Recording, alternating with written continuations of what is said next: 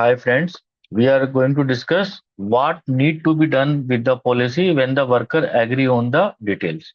तो इसमें हम ये डिस्कस कर रहे हैं कि जब हमारा need to be done with the policy के साथ क्या करना है जब वर्कर एग्री करते हैं ऑन द डिटेल्स।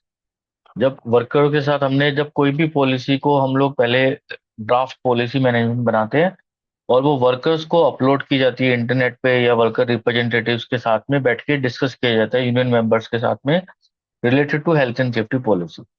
जब वर्कर्स उस चीज को एग्री कर लेते हैं, अपना रिटन कंसेंट वो दे देते हैं या वर्बल कंसेंट वो दे देते हैं, उसके बाद पॉलिसी को हम लोग दोबारा से कंसाइजली रिटन कि उसमें कोई चीज मिस्टेक ना हो, उसके सारी जो हमने प्रोमिस किया है वो प्रॉपरली कवर हो रहा है। एंड अप्रूवल डेट जो भी हम पॉलिसी को अप्रूव करेंगे वो उसमें डाली जाएगी। Authorisation approval required from the top management उसको साइन करेगा।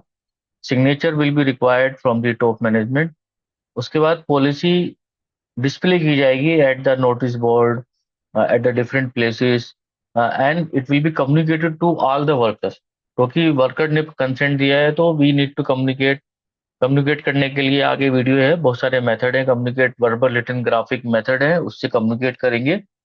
And it should be readily accessible to all workers.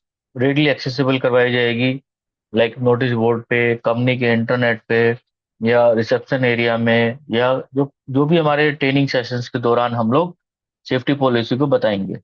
It need to be reviewed time to time, ये इसके अंदर कवर होता है। And it will be made available to the external parties also.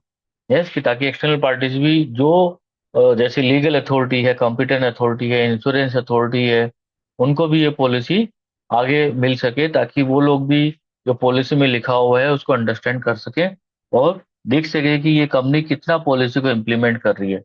तो इस video में हम लोगों ने डिस्कस किया है कि what need to be done with the policy when the worker agree on the detail. Okay, thank you for watching this video.